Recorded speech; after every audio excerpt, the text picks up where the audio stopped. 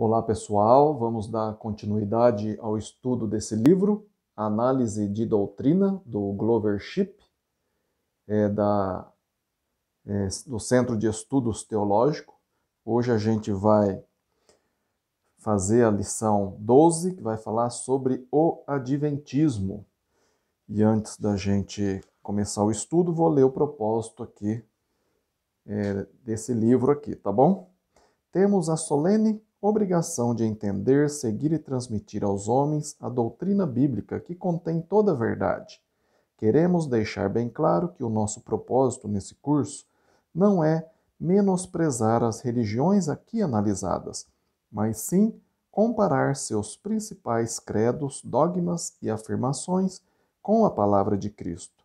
Fazemos exatamente como os nobres judeus da Bereia, que examinava as Escrituras todos os dias para ver se a pregação de Paulo era de fato assim, conforme está lá em Atos capítulo 17, versículo 11. Você mesmo pode pesar as evidências e decidir, por si próprio, se a doutrina em questão é verdade ou não. Deus aprova esta atitude. Então vamos lá, lição 12. O Adventismo, introdução. Antes de mais nada, peço aí, se você estiver gostando, deixa o like, compartilhe esse vídeo aqui para que mais pessoas possam conhecer a respeito da Bíblia e convida aí os seus familiares, os seus contatos para que se inscreva no canal, para que mais e mais pessoas possam conhecer a palavra de Deus, tá bem? Também se tiver dúvidas, escreva para mim, meu e-mail está aí na descrição do vídeo, é ronaldozm@gmail.com. Terei o maior prazer de estudar a Bíblia com você, tirar suas dúvidas, tá bem? E depois, o próximo vídeo, eu vou estar passando as lições a respeito, que é nesse outro livrinho, a respeito desse capítulo, e aí você responde também por e-mail, tá bom? Introdução. A Igreja Adventista do Sétimo Dia é bem conhecida no Brasil, sendo ativa neste país há muitos anos. A doutrina adventista baseia-se em um movimento iniciado em 1831 nos Estados Unidos por William Miller. O Sr. William Miller era um fazendeiro humilde e sem preparo formal, não tendo qualquer conhecimento de teologia. Ele estava com 50 anos quando começou a pregar. Julgando-se guiado para pregar pelo próprio Espírito de Deus. Nas suas palestras na Igreja Batista, onde pregava antes, ele enfatizava inicialmente a profecia e seu cumprimento. Subtítulo: Os primeiros, entre aspas, adventos. A profecia mais importante para o Sr. William era a de Daniel 8, versículo 14. Baseada nessa passagem, ele calculou que Cristo iria voltar ao mundo em 1843, para estabelecer seu reino milenar de 1000 anos. Pregando este tema, ele convenceu cerca de 50.000 pessoas, unindo-as em um novo movimento chamado, entre aspas, Adventista, por causa da sua ênfase no advento de Cristo. Mas, quando Jesus não voltou na data esperada, tudo foi calculado de novo. Chegou-se a concluir de que Jesus Cristo realmente estabeleceria seu trono na terra no ano de 1844. Porém, Cristo não apareceu. Outras datas foram marcadas em 1853 e 1854, com os mesmos resultados. Por isso, os seguidores deste movimento sofreram as mais profundas decepções. Subtítulo: Expansão da seita. No ano de 1844, surgiu uma nova doutrina-chave do grupo, entre aspas, eixo do Adventismo, com vistas à necessidade de observar o sábado. Entre parênteses, o quarto mandamento de Êxodo, capítulo 20. Fecha parênteses. Nasceu assim a seita adventista do sétimo dia, a qual começou a publicar um novo corpo de instruções e proibições religiosas. Entre os líderes deste grupo se encontravam Joseph Bates, James White e sua esposa, Ellen G. White. Hiram Edson e Frederick Weller, todos esses aí. A senhorita White tornou-se famosa através dos, entre aspas, testemunhos que ela recebeu durante uma série de transes. Estes, entre aspas, testemunhos foram considerados divinamente inspirados pela maior parte dos adventistas e, portanto, tornou-se a base indispensável da doutrina deste grupo. O movimento cresceu lentamente durante várias décadas, sofrendo divisões internas. Mais recentemente, porém, progrediu muito, abrindo trabalhos missionários por todas as partes do mundo. O movimento adventista é muito ativo, especialmente no que se refere a publicações, caridade, serviços sociais, estabelecimento de hospitais, saúde pública e moralidade pessoal. Com esta pequena base histórica, vamos analisar as crenças do Adventismo. Os testemunhos da senhora Ellen G. White. Vamos ver o que o Adventismo fala e depois o que a Bíblia fala a respeito disso. O Adventismo afirma que 1. Os testemunhos da senhora White são inspirados, como se fosse a verdadeira palavra de Deus. Conforme a referência 1, abre aspas, é Deus e não um ser moral, sujeito a erros, que falou pessoalmente conosco, fecha aspas. Está lá no Testemunhos, volume 3, página 247. A referência 2, abre aspas, entre parênteses, sua inspiração, fecha parênteses, vem para nós como mensagem divina, raio de luz do trono, instruções do Espírito Santo, fecha aspas. Está lá na Respostas ao Elder Wright, de Welder Smith, página 77. O Adventismo afirma também, ponto 2, a própria senhora Ellen defende a inspiração dos seus testemunhos. Conforme a referência 3, abre aspas, estou lhes anunciando o que o Senhor me revelou. Não escrevo sequer um artigo expressando meramente minhas próprias opiniões, fecha aspas. Está lá em Respostas ao Elder Canwright, de Elder Smith, página 77.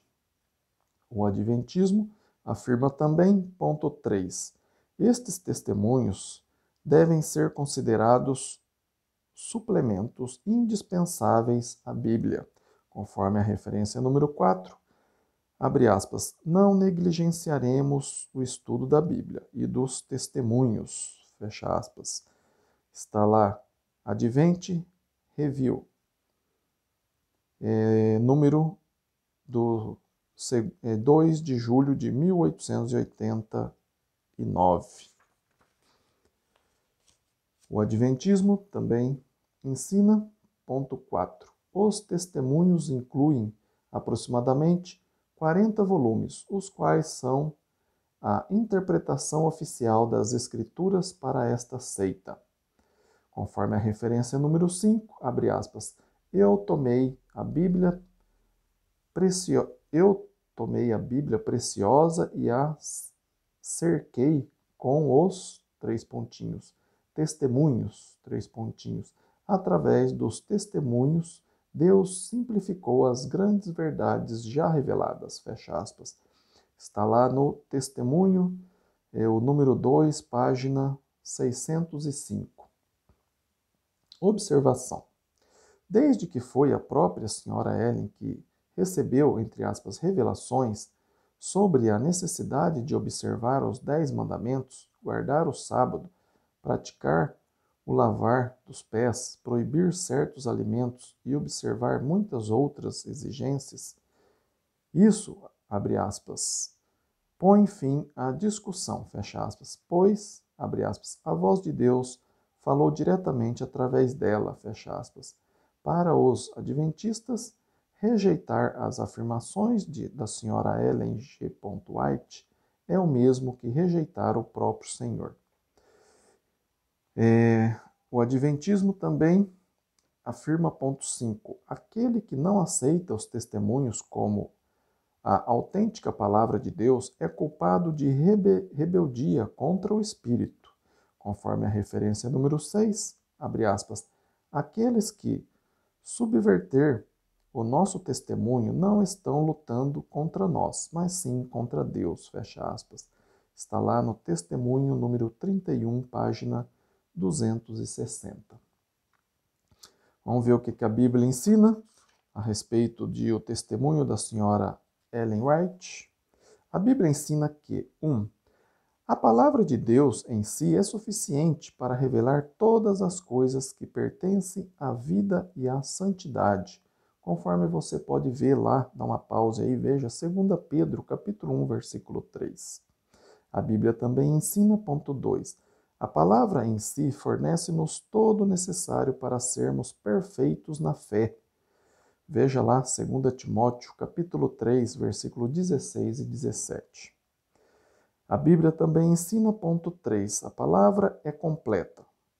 Portanto, não há possibilidade alguma de revelações posteriores, conforme você pode ver lá em Gálatas, capítulo 1, versículo 8 e 9, 2 Timóteo 3, 15 a 17 e Tiago 1, 25.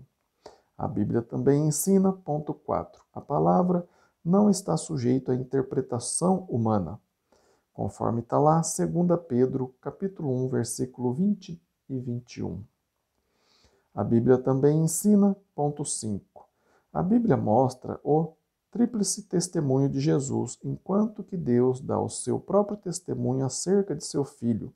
1 João, capítulo 5, versículo de 6 a 12. Este testemunho não pode ser substituído pelos testemunhos de qualquer indivíduo. A Bíblia também ensina, ponto 6, se um apóstolo, anjo de Deus, profeta, evangelista ou qualquer outro ser anunciar um novo evangelho, entre parênteses, revelação ou mensagem, fecha parênteses, não revelados claramente no Novo Testamento, que seja anátema, que é o mesmo que seja amaldiçoado. Você pode ver lá em Gálatas, capítulo 1, versículo 8, né? Quando Paulo, né, escreve, né, que mesmo um de nós, apóstolo, né, ele está falando um de nós, apóstolo, nessa passagem, ou um anjo do Senhor, aparecer aqui pregando um novo evangelho, né, que seja amaldiçoado, né? Marca bem essa passagem aqui, depois você vê lá Gálatas, capítulo 1, versículo 8. Leia o contexto aí também, que você vai entender, ele repete 2 vezes. Já falei, agora repito, né, nos versículos anteriores aí.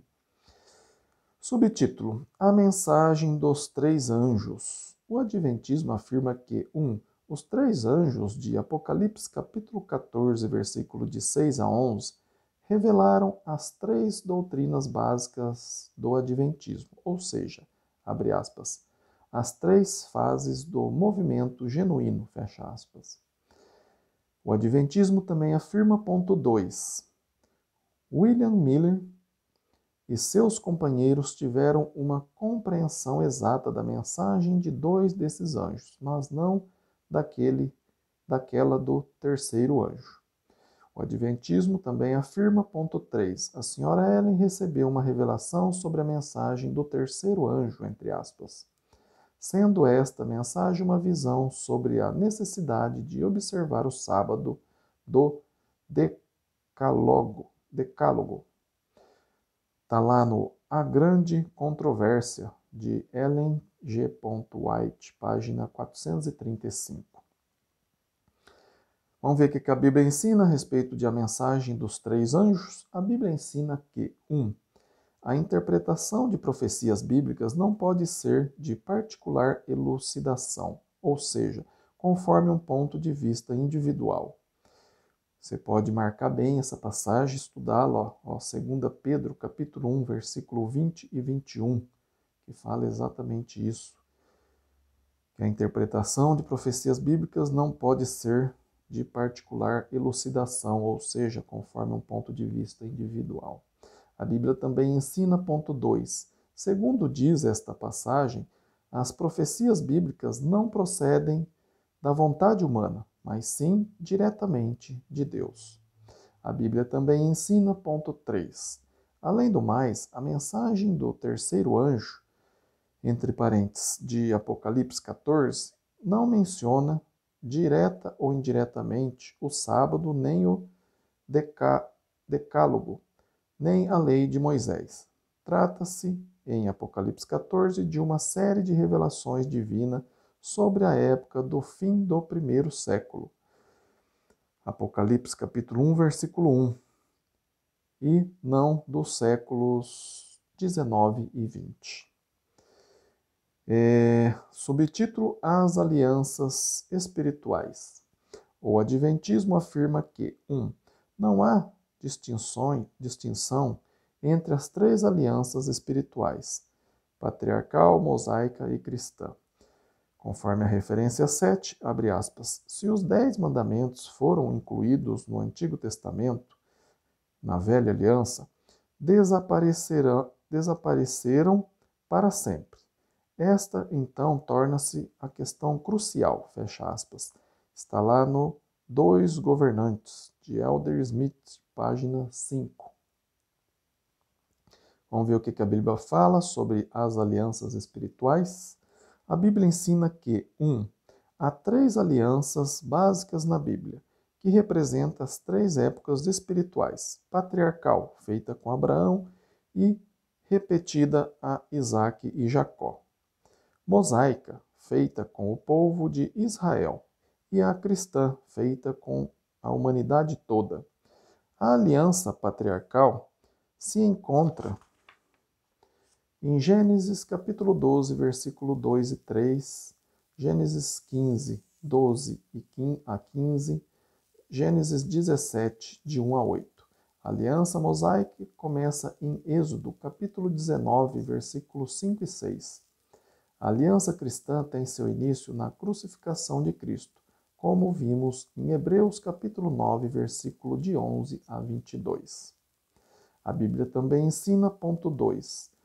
Todas as leis reveladas por Deus para a era mosaica, inclusive os 10 mandamentos, entraram em cena no livro de Êxodo, no Antigo Testamento, e vigoraram apenas durante aquela época e jamais nesta era cristã, conforme você pode ver lá em Deuteronômio capítulo 4, versículo de 12 a 13, Hebreus 8, de 8 a 13 e Hebreus 9, de 8 a 15. A Bíblia também ensina, ponto 3. A aliança mosaica foi ratificada apenas entre Deus e Israel. Entrou em vigor quando Moisés levou Israel para o deserto. Você pode ver lá em Êxodo capítulo 20, versículo 1 e 2, Deuteronômio capítulo 4, versículo 13, 12 e 13 e Deuteronômio 5, 2 e 3. A Bíblia também ensina, ponto 4. Os 10 mandamentos eram uma parte essencial e básica da aliança mosaica, sendo às vezes chamado de, entre aspas, a aliança em si. Fecha aspas. Está lá em Êxodo 34, 28 e Deuteronômio 4, 13 e 9, 9. A Bíblia também ensina, ponto 5. Deus fez nova aliança com o seu povo, cancelando a velha, isso é, aliança mosaica. Você pode ver isso lá em Jeremias capítulo 31, versículo de 31 a 34 e Hebreus 8, de 6 a 13. A Bíblia também ensina, ponto 6, os 10 mandamentos, entre parênteses, em tábua de pedra, junto com o restante da lei, foram canceladas na morte de Cristo. Você pode confirmar isso lá em 2 Coríntios 3, versículo de 3 a 7. Hebreus 9, de 6 a 13. Por serem, entre aspas, ministério da morte, entre aspas. A Bíblia também ensina, ponto 7. A aliança mosaica foi uma aliança de escravidão. A de Cristo, uma aliança de liberdade. Você pode ver isso em Gálatas capítulo 4, versículo 21 a 25, Gálatas 5, versículo 1. A Bíblia também ensina, ponto 8. Nesta era cristã não chegamos ao Monte Sinai, Monte Ardente, mas sim ao Monte Sião, a Jesus, o mediador da nova aliança. Você pode ver lá em Hebreus capítulo 12, versículo 18 a 24. Também a Bíblia ensina, ponto 9. Na aliança cristã, houve mudança não apenas de aliança, mas também de sacerdócio, entre parênteses, inclusive de sumo sacerdote. Sacrifício, louvor, fonte de luz, incenso, véu, lugar santo e santo dos santos. Enfim, do sistema todo.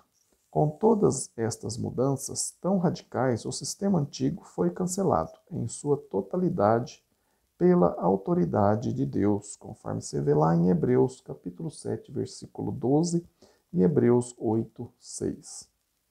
O outro subtítulo, as duas leis individuais. O Adventismo afirma que, 1.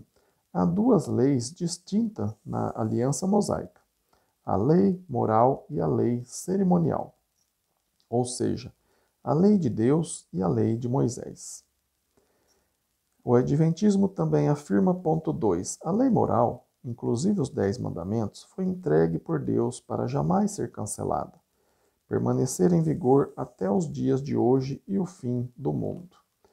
O Adventismo também afirma, ponto 3, apenas a lei cerimonial, entre parênteses, sacrifícios feitos pelo sacerdócio, tabernáculo, festivais religiosos, etc., fecha parênteses, foi cancelada na cruz, havendo sido entregue por Moisés. Esta é chamada a lei cerimonial, a qual foi descrita em um livro, entre parênteses, rolo. Por outro lado, a lei de Deus foi escrita por sua própria mão, nas tábuas de pedra, e permanecerá em vigor para todo sempre. Está lá no A Verdade Atual, página 255. Vamos ver o que a Bíblia fala a respeito de as duas leis individuais. A Bíblia ensina que, 1. Haveria apenas uma lei, e não duas. Está lá em Esdras, capítulo 7, versículo de 6 a 12, Romanos 8, 3, Romanos 7, 4, Gálatas 3, 17. A Bíblia também ensina, ponto 2, as expressões lei de Deus e lei de Moisés são usadas como se fossem sinônimas para indicar a mesma lei, conforme está lá Neemias capítulo 8, versículo 18 e Lucas 2, de 22 a 23. A Bíblia também ensina, ponto 3, o próprio Deus anunciou a lei de Moisés. Está lá Esdras capítulo 7, versículo 6. A Bíblia também ensina, ponto 4. Moisés anunciou a lei de Deus, está lá em 2 Crônicas, capítulo 34, versículo 14. A Bíblia também ensina, ponto 5. O sacrifício de animais, afirmado como fazendo parte da lei de Moisés, entre parênteses, a lei ab-rogada, se encontrava na própria lei de Deus. Está lá, 2 Crônicas, capítulo 31, versículo 3, e Lucas, capítulo 2, versículo 24. A Bíblia também ensina, ponto 6. Jesus nos diz que Moisés havia dado a lei a respeito da honra devida a nossos pais, entre parênteses, o quinto mandamento, e, portanto, conforme o Adventismo, parte integrante da lei de Deus, que jamais seria abolida. Mas se Moisés havia dado este mandamento, ele não poderia ter feito parte integrante do Decálogo, pois afirma-se que apenas a lei entregue por Deus permanece.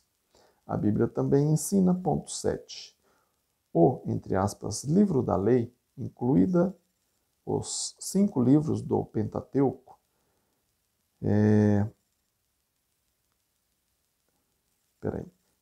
ponto 7. Entre aspas, livro da lei incluía os 5 livros do Pentateuco, conforme é dito lá em 1 Coríntios, capítulo 14, versículo 38, Josué 8:31, Esdras 7:6, Neemias 8, de 1 a 8, e Mateus 22, de 36 a 40. A Bíblia também ensina, ponto 8, o livro, entre aspas, livro da lei, citava os 10 mandamentos completos, conforme está lá, Deuteronômio, capítulo 5, versículo de 6 a 22. A Bíblia também ensina, ponto 9, os 10 mandamentos incluía tanto leis cerimoniais, que tratava do louvor, como leis morais, que tratava do comportamento. Está lá em Êxodo, capítulo 20 inteiro. A Bíblia também ensina, ponto 10, Jesus nos diz que a segunda lei, em termos de importância, é, entre aspas, amor ao próximo. Esta se encontra no Decálogo. Não, mas em Levíticos, capítulo 19, versículo 18, que, segundo os adventistas, faz parte da lei cerimonial e, sendo assim, é transitória.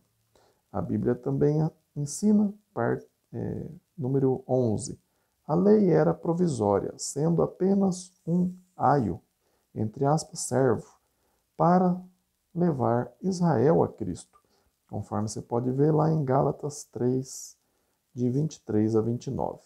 Havendo entrado em vigor a nova lei de Cristo, não mais permanecemos sobre a tutela da antiga lei. A Bíblia também ensina, ponto 12, a lei trouxe condenação e morte espiritual, mas a lei de Cristo, vida nova no Espírito, conforme se vê lá em 2 Coríntios, capítulo 3, versículo de 1 a 9. O outro subtítulo, o sábado. O Adventismo afirma que, 1. Foi Deus e não Abraão que nos deu os 10 mandamentos. O Adventismo também afirma, ponto 2, sendo de Deus os 10 mandamentos, continuaria para sempre, até o fim do mundo. O Adventismo também afirma, ponto 3, a observação do sábado faz parte integral dos 10 mandamentos. O Adventismo também afirma, ponto 4, portanto, a observação do sábado é uma ordem divina, que jamais será cancelada e abrange a humanidade inteira. Vamos ver o que a Bíblia fala a respeito do sábado. A Bíblia ensina que, 1. Tanto Deus como Moisés deram os 10 mandamentos, pois Moisés foi o mediador da aliança mosaica e da lei. Exemplo, Jesus citou os 10 mandamentos nestas palavras, abre aspas, pois Moisés disse, abre aspas, honra teu pai e tua mãe, fecha aspas. Está lá em Marcos, capítulo 7, versículo 10.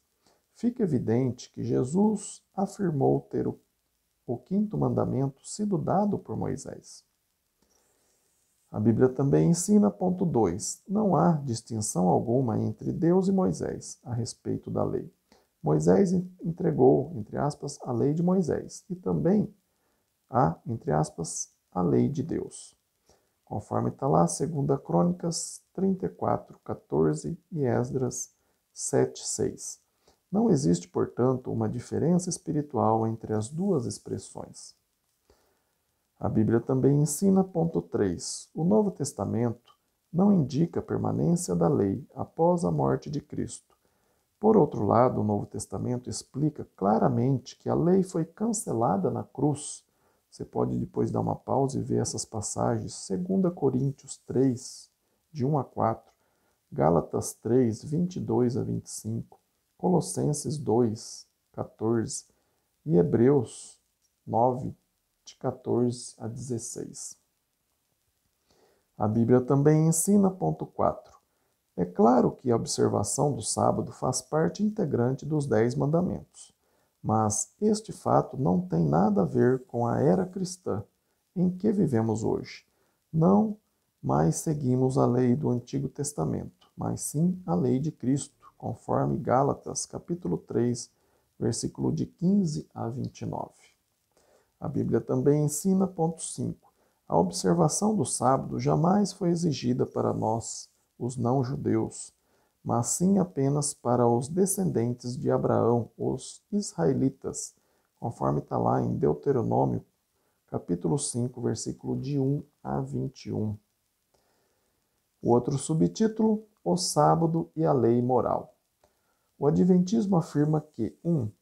Como existe duas leis individuais, a lei cerimonial, entre parênteses, cancelada na cruz por Cristo, e a lei moral, jamais canceladas, há distinção entre as diversas leis.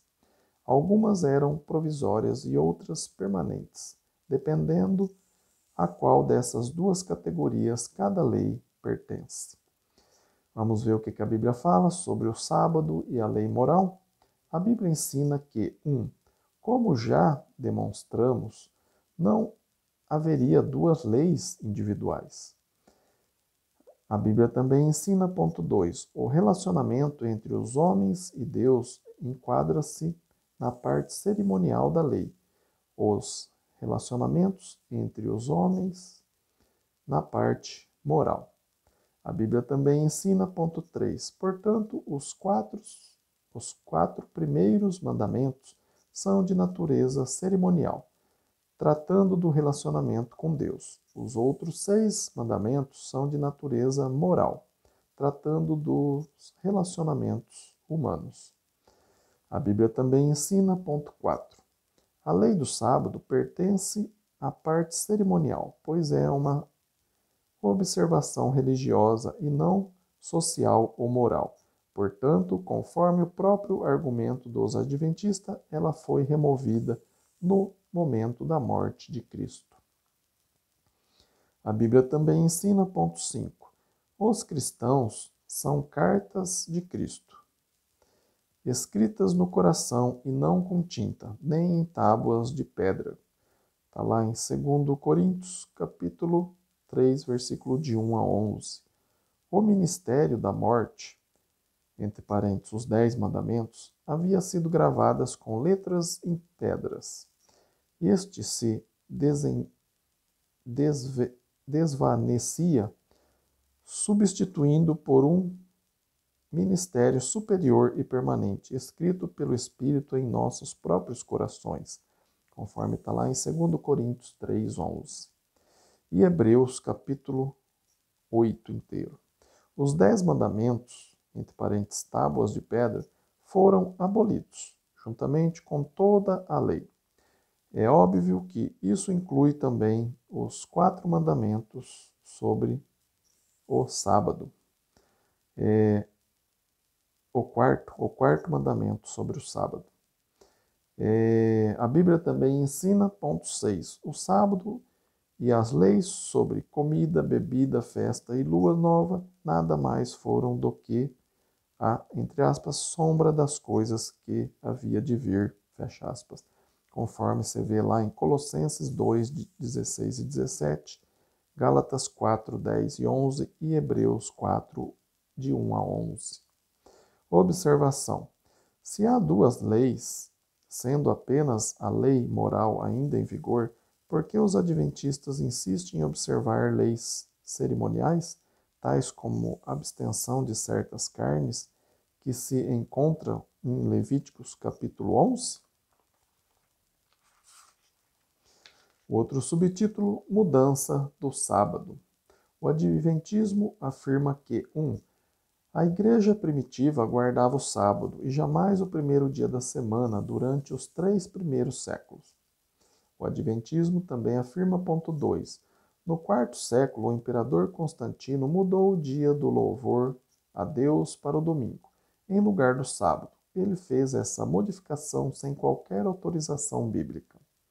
O Adventismo afirma também que, ponto 3, por isso devemos abandonar o primeiro dia, entre parênteses, domingo, voltando ao Santo Sábado, para observar todos os seus requisitos e todas as suas restrições. Vamos ver o que a Bíblia fala sobre a mudança do sábado. A Bíblia ensina que, Cristo ressuscitou no primeiro dia da semana, conforme está lá em Marcos capítulo 16, versículo 2 e 6, e apareceu aos discípulos nesse mesmo dia. A Bíblia também afirma, ponto 2, conforme Atos capítulo 2, a Igreja de Cristo começou no primeiro dia da semana, no dia de Pentecostes, que sempre caía 50 dias depois do sábado santo da Páscoa, quando a oferta de cordeiros foi feita, em memória dos eventos de Êxodo, capítulo 12 e capítulo 13 inteiro. A Bíblia também ensina, ponto 3, a igreja reuniu-se no primeiro dia da semana para partir o pão, que significa a ceia do Senhor. Você pode comprovar isso lá em Atos capítulo 20, Atos capítulo 20, versículo 7. A Bíblia também ensina, ponto 4, o sábado nada mais é do que a sombra das coisas que havia de vir, conforme Colossenses capítulo 2, versículo 16 e 17.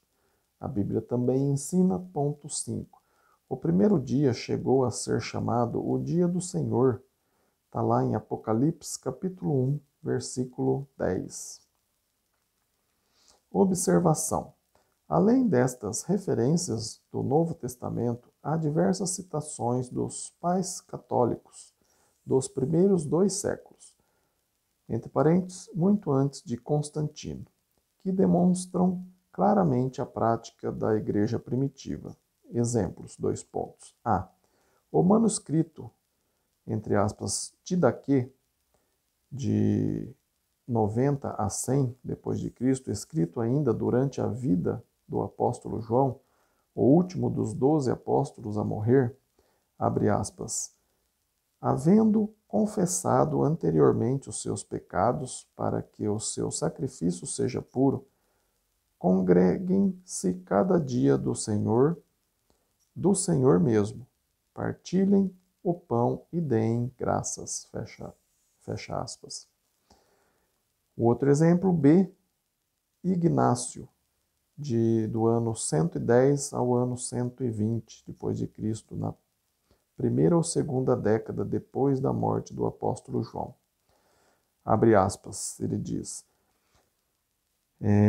se aqueles que por isso vivam segundo as velhas práticas vieram a nova esperança, não mais observando o sábado, mas vivendo conforme o dia do Senhor, no qual também a nossa vida ressuscitou através dele e da sua morte, fecha aspas. Também outro exemplo, o exemplo número C. O exemplo C, Barnabé, que viveu, foi escrito, acho que de 130 a 140 depois de Cristo, ainda na primeira geração depois do apóstolo João, abre aspas. E além do mais, Deus diz aos judeus, suas luvas novas, acho que é luas novas, né? E seus sábados não posso aguentar. Por isso nós, entre parênteses, cristãos, guardamos alegremente o 8º dia, o qual também Jesus ressuscitou da morte. Também o item D, Epístola dos Apóstolos, do ano 150 ao ano 160 depois de Cristo, aproximadamente 50 anos depois de João. Abre aspas. Eu, entre parênteses, Cristo, entrei na minha vida, entre parênteses, eterna, no 8º dia, que é o dia do Senhor, fecha aspas.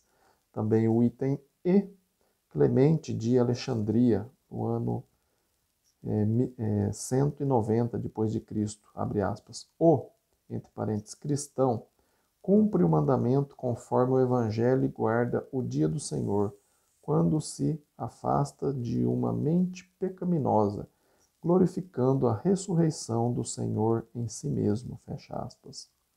F. Tertuliano, no ano 200 depois de Cristo.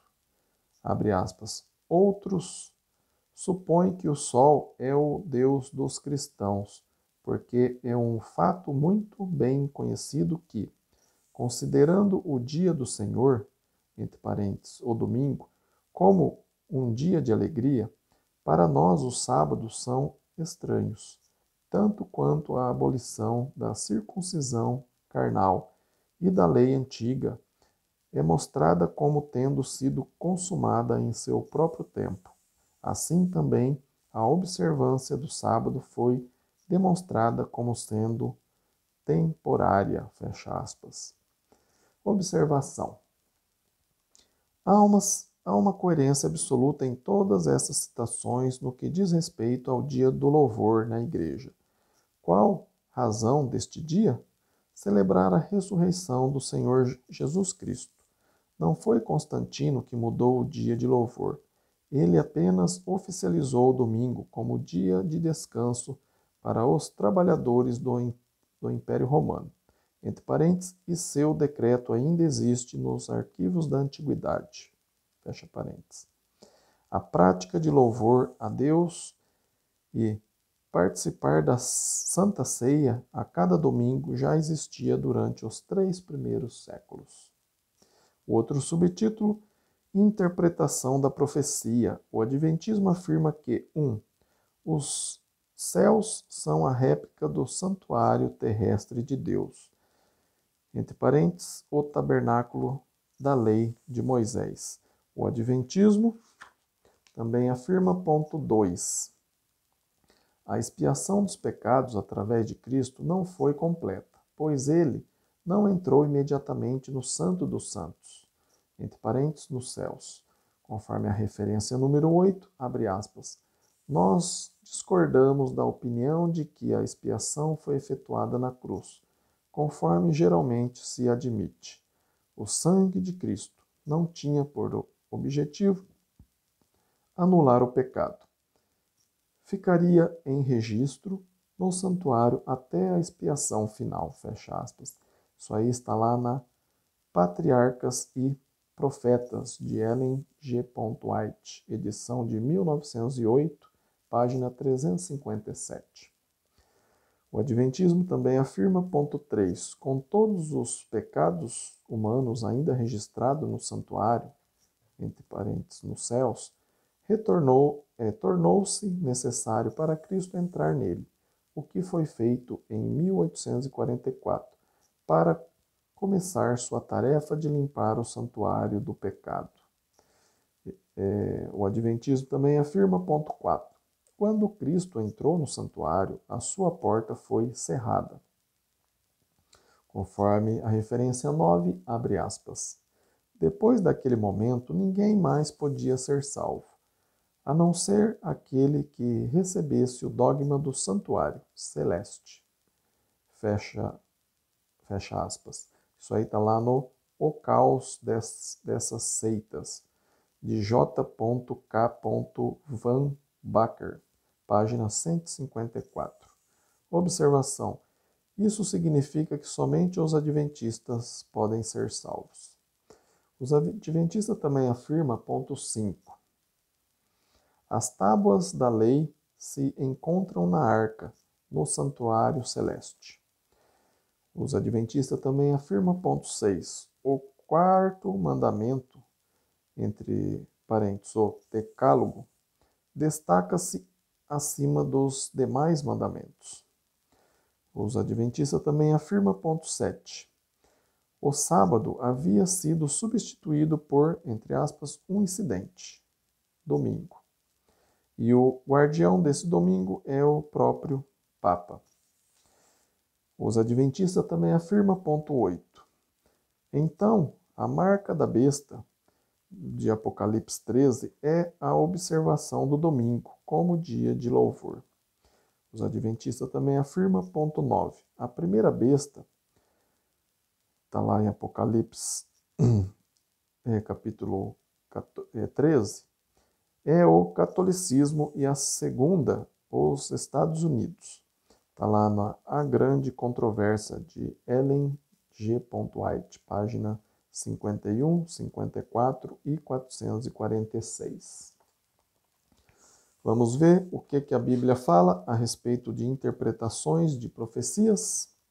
A Bíblia ensina que, 1. Nenhuma profecia é de interpretação particular, conforme está lá em Gálatas, capítulo 1, versículo de 6 a 9. 2 Pedro, capítulo 1, versículo 20 e 21. A Bíblia também ensina, ponto 2, a expiação foi realizada, uma vez por todas, na morte de Cristo.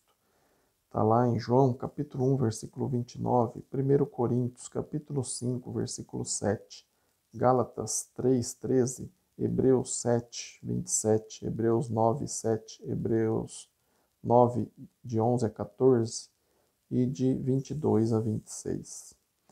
Observe aqui o seguinte fato: a expiação feita por Cristo não precisa ser repetida. Cristo entrou no santuário celeste, entre parênteses, no Santo dos Santos, no primeiro século, uma vez por todas, havendo obtido eterna redenção. Veja também Hebreus capítulo 1, versículo 3, Hebreus 10, de 12 a 14. A Bíblia também ensina, ponto 3, sobre as demais interpretações da senhora White. Estas procedem apenas de um indivíduo. Se não houver fatos comprobatórios que provem suas interpretações, suas visões, testemunho e interpretações, estes não passam de noções humanas, porquanto, de antemão, a Bíblia não as registra em suas páginas como inspiradas por Deus. Observação. É interessante observar que quase todas as seitas existentes foram estabelecidas em supostas revelações particulares sobre o sentido dos profetas, sentido das profecias de Ezequiel, Daniel e ou Apocalipse. Neste contexto, leia Gálatas capítulo 1, versículo de 6 a 8 e 1 Timóteo capítulo 1, versículo 4, 1 Timóteo 4, 1 e Tito capítulo 1, versículo 14. Outro subtítulo: o sono da alma. O Adventismo afirma que 1. O espírito dos homens é apenas o seu fôlego, o que é exterminado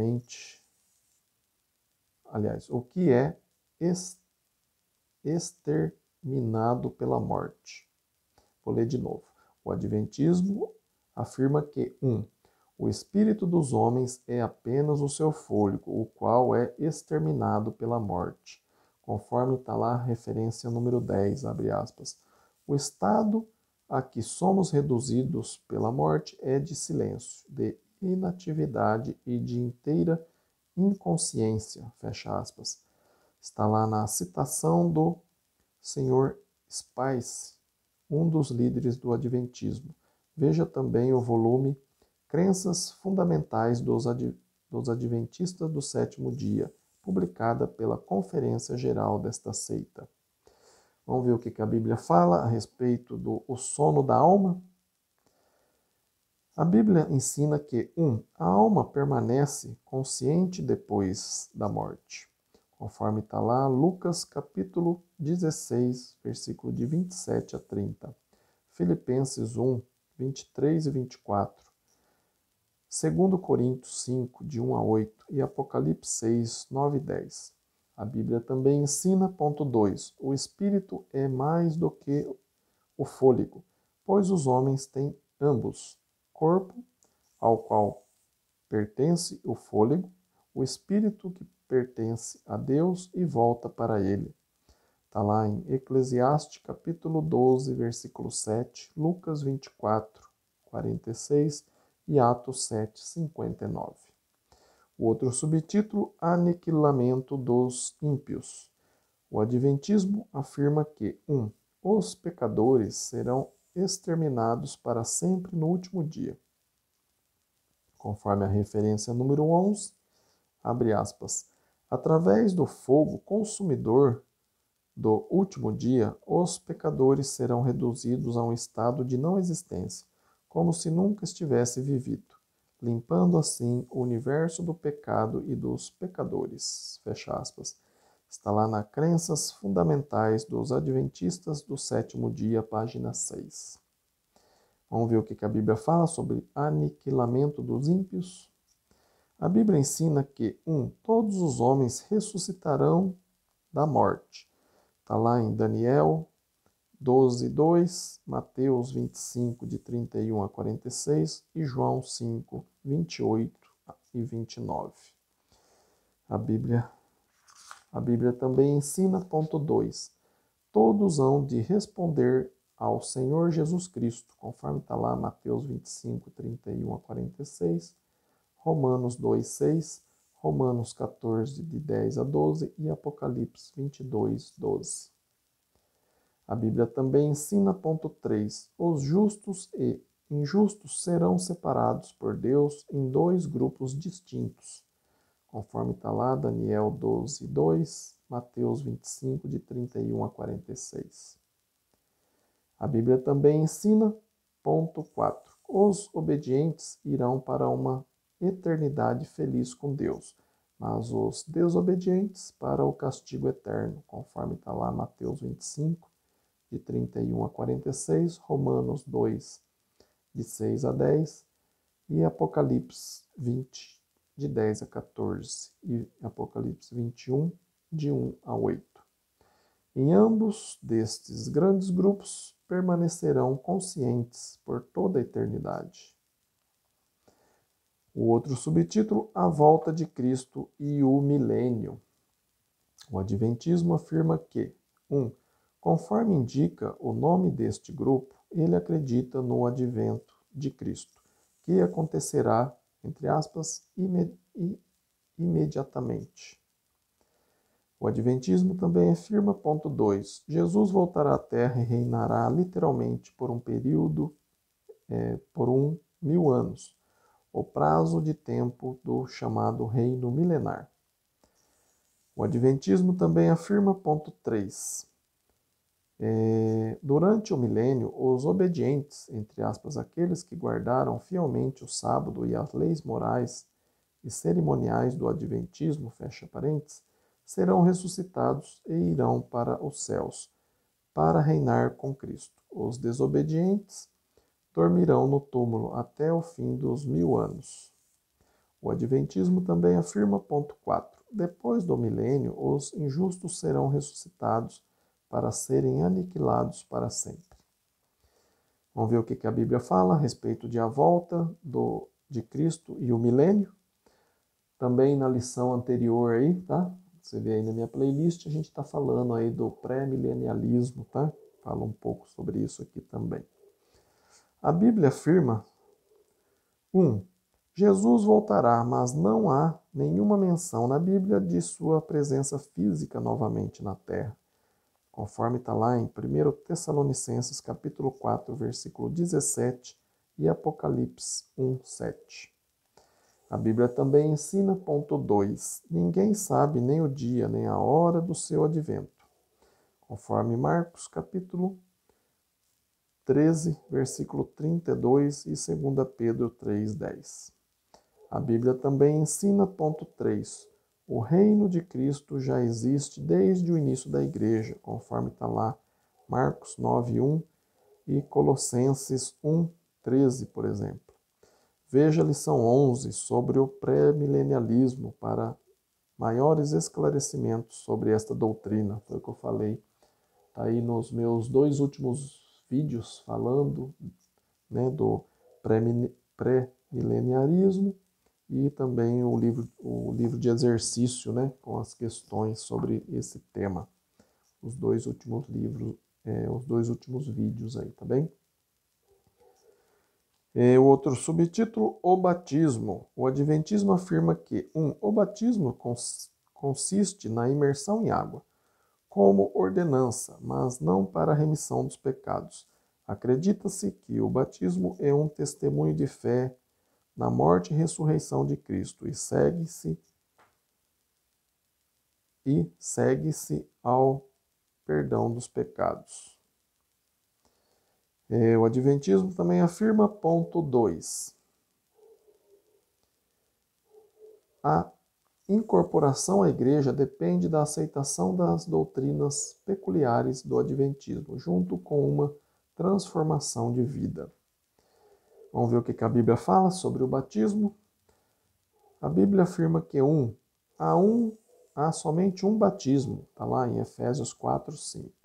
A Bíblia também ensina que, ponto 2, este batismo significa imersão em água para a remissão dos pecados.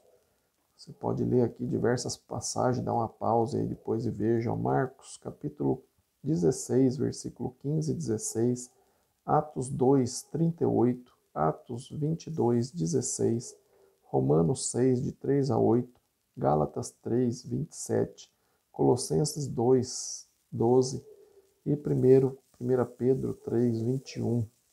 São várias passagens aí sobre o batismo. Veja aí. A Bíblia também ensina, ponto 3, este batismo único simboliza o novo nascimento, após a qual somos incorporados à Igreja de Jesus Cristo, conforme está lá em João 3, 5 e Atos 2, 47. O outro subtítulo, a moralidade. O Adventismo afirma que, ponto 1, é proibido comer alimentos imundos, conforme a lista divina em Levíticos, capítulo 11. Observação: uma grande parte dos adventistas é vegetariana, entre parênteses, abstendo-se de qualquer tipo de carne, crendo que uma dieta muito rígida e limitada constituiria para a boa saúde e a espiritualidade. O Adventismo também afirma, ponto 2, não se pode tomar bebida alcoólica ou qualquer bebida estimulante, café, chá, certos refrigerantes, drogas, pimentas, etc.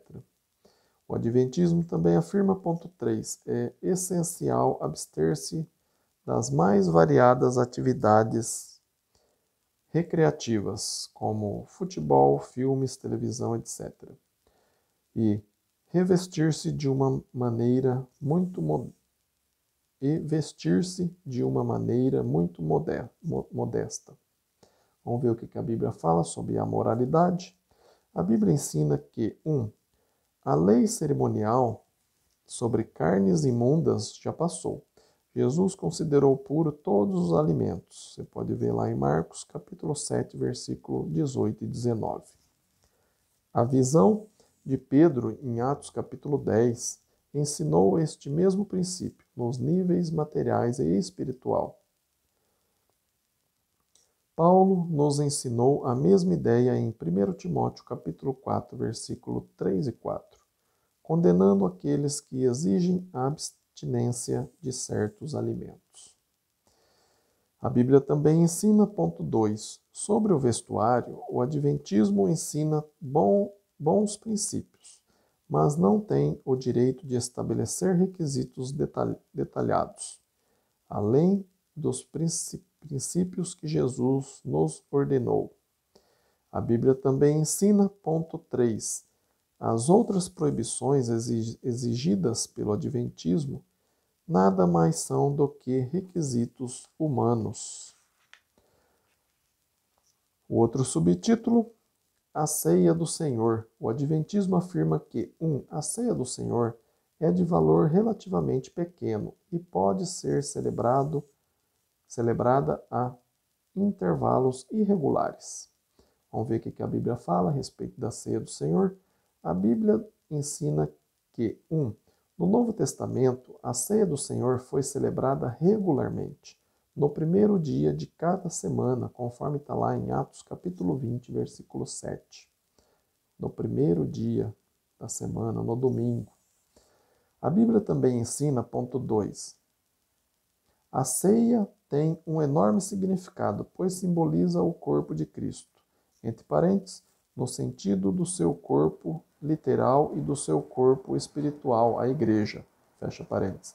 Para sua confirmação, veja Mateus capítulo 26, versículo de 26 a 28, Lucas 22, versículo 19 e 20 e 1 Coríntios capítulo 10, versículo 16 e 17, 1 Coríntios 11, versículo 17 a 30.